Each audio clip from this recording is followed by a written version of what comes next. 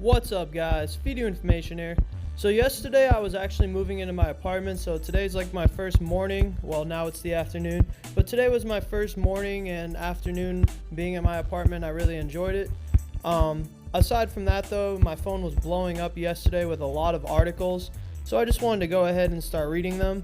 And go ahead and feel free to leave some comments. Go ahead and let me know how you feel about some of them, but there's definitely a lot of stuff to talk about, and I'm trying to get right about where it was. Okay, so let's start here. Alibaba plans 2 billion Hong Kong listing. So Alibaba is reportedly considering raising as much as 20 billion through a listing in Hong Kong, lining up a second blockbuster deal following its 2014 record 25 billion float in New York. The follow-on share sale would provide Alibaba with additional capital to fund its new initiatives like cloud computing and Hema supermarkets, and comes as founder Jack Ma prepares to step down as chairman in September. A Hong Kong listing would also give mainland investors their first direct access to one of China's biggest success stories via the Stock Connect trading link between Hong Kong, Shanghai, and Shenzhen. Box office magic for Disney's Aladdin. Disney's live-action remake of the 1992 animated classic Aladdin grabbed the top spot of the domestic box office during the U.S. holiday weekend, hauling in an estimated 112.7 million. And I, among others, was talking a lot of trash about the way Will Smith looked as Aladdin, but apparently the movie turned out really good, so I'm actually interested in seeing it now. Globally, the movie drew in 207.1 million, so that means they got about 80 million overseas over the 3-day weekend, excluding Monday, further propelling the so-called Disney Renaissance. The studio's Avengers Endgame also continued its record-setting haul in third place, putting it about 100 million behind the worldwide total of Avatar, the top-grossing movie of all time.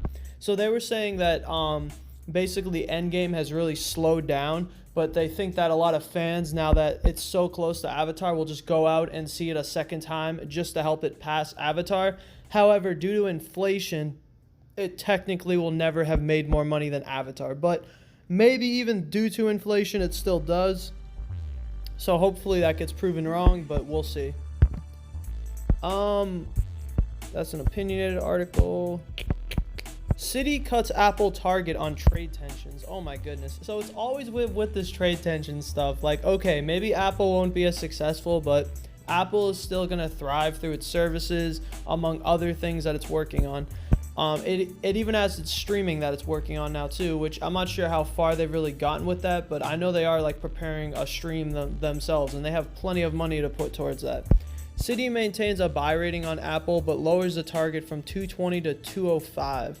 The firm cites a slowdown of Apple iPhone demand in China as China residents shift their purchasing preference to China national brands.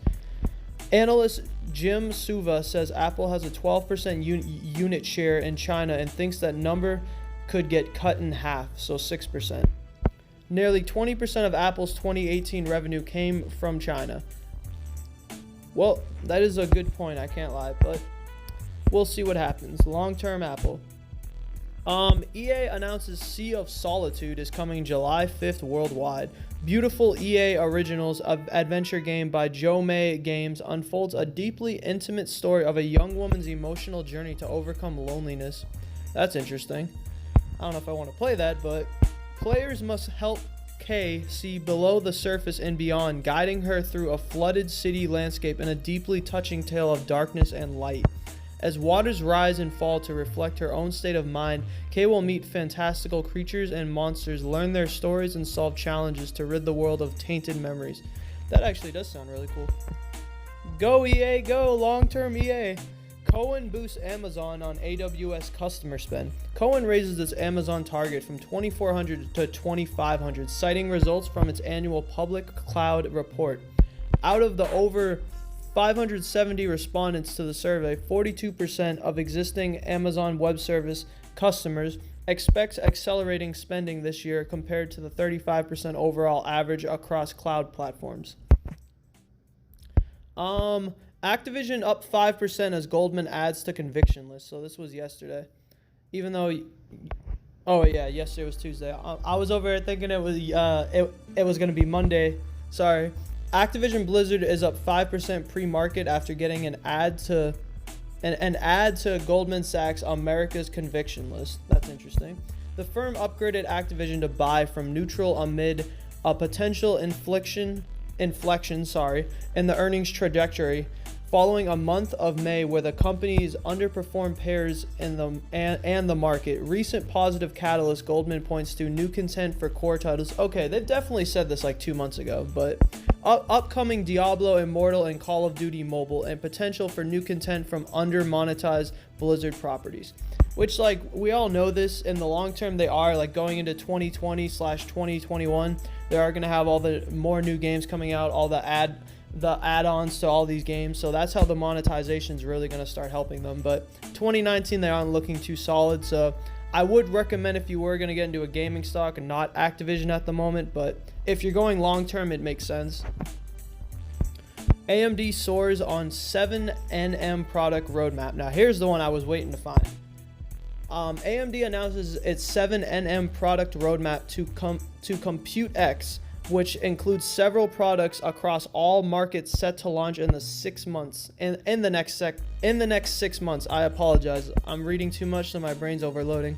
New products on the way: Zen 2 CPUs, 3rd gen AMD Ryzen desktop processors, AMD X570 chipset, RDNA gaming architecture, and the Radeon RX 5700 series gaming graphics card. Very cool. So AMD is definitely a stock I will be adding this month. Probably by the end of it, I'll be throwing in about $100, because my next cycle of cash coming into the stash is June 13th, which is going to be my next check. So that I'm really excited for that. But not really anything to do with this current video, so let me continue. Cohen analyst Matthew Ramsey weighs in on what the roadmap means for AMD and competitor Intel, down 0.9%, with 7nm Ryzen 3 PC and Rome server CPUs launching in mid-2019. Intel will no longer be able to rely on its N-Nod silicon advantage, and will instead lean on its incumbency and breadth of silicon, as its 10nm chips are not expected out until late 2019 in PCs and 2020 in servers. So as you can see, AMD's still kicking Intel's butt. Even though Intel does have like more resources to like beat them out, Intel just doesn't, they just can't keep up. So this is why, if I had to choose between AMD and Intel, I just like AMD more. But anyways, Amazon cutting small wholesale suppliers. In the coming months, Amazon will stop placing bulk orders with thousands of smaller suppliers. Amazon wants to cut costs and prioritize wholesale purchases with larger brands, including Sony and Procter & Gamble. There you go. The plan is currently in motion, but could still change or terminate, so it may not be definite. Amazon's statement to Bloomberg: we review our selling partner relationships on an individual basis as part of our normal course of business, and any speculation of a large-scale reduction of vendors is incorrect. I guess we can go with this one. Walmart hires heavyweight for CTO position. Walmart announces that it hired Suresh Kumar to join the retailer as a new elevated Chief Technology Officer and Chief Development Officer. The company says the ex-Google and Microsoft executive is coming on at a time when Walmart is rapidly transforming its customer and associate experiences. Kumar will report directly to CEO Doug McMillon. And I do agree, that is quite the qualified man right there. Costco and Dollar General on earnings volatility watch. What's this about?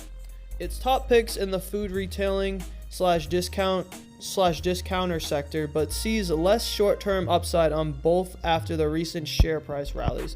Oppie's earnings preview: tariffs add a new intermediate-term earnings risk, but we believe both Costco and Dollar General can better manage this challenge than peers. Dollar Tree remains the most vulnerable to tariffs in our food retailing /discounter coverage, with a larger relative exposure to China than peers on the sourcing side.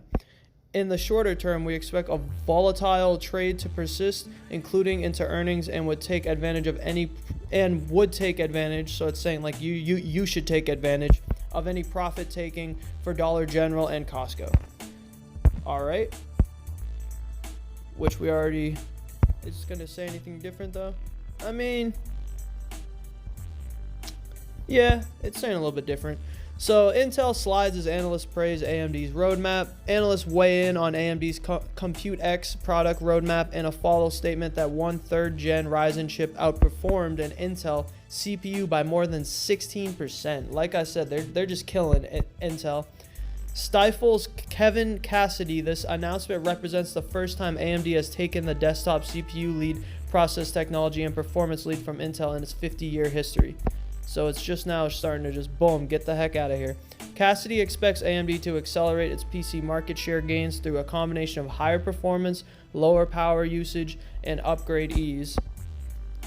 Wells Fargo Aaron Rakers says the presentation reinforced our positive thesis on AMD's product cycle / sustainable share gain story looking into 2H 2019. So I'm guessing the second half of 2019. All right. Almost getting to the top here. Anything else that catches my eye? General Mills, that is my stock, so is down 3% after Goldman Sachs cut. Shares of General Mills fall after Goldman Sachs drops its rating on the food stock to sell from neutral due to the mounting deceleration concerns it sees stewing with investors. Oh, I thought that said for a minute that he dropped it to $1 a share. I was about to be like, what? But he only dropped it $1 down to $41. I don't care what he thinks. I'm long-term General Mills. Costco dips after Gordon Haskett cut. Is down slightly in early trading after Gordon Haskett downgrades the retailer to hold from accumulate on a valuation call. Well, I don't trade that stock anyways, so that's fine. I invest in it if I had it at the moment, but you know I had to sell it to go ahead and get that extra money towards the apartment. Analyst Chuck Grum warns investors that it's prudent not to get too greedy after the 21% year-to-date share price rally. So he just thinks it's too high and overvalued, which I would agree on that. It is a bit overvalued. And that is actually it. So thank you guys so much for watching. If you enjoyed this video, make sure to smash that like. I might just start doing that just every 3 days. Go ahead and gather all the articles that interest me and then just start reading through them from down all the way up. And just do it like that rather than trying to catch 1 or 2 articles and making a super short video. Just go ahead and cover a bunch of articles and really fill your head with some knowledge. Anyways though, if you haven't already, make sure to subscribe. I will have a video coming out later today about balance sheet analysis for all 9 of my stocks. But anyways, thank you guys so much for watching. Please enjoy your day and I'll see you guys later. Video information out.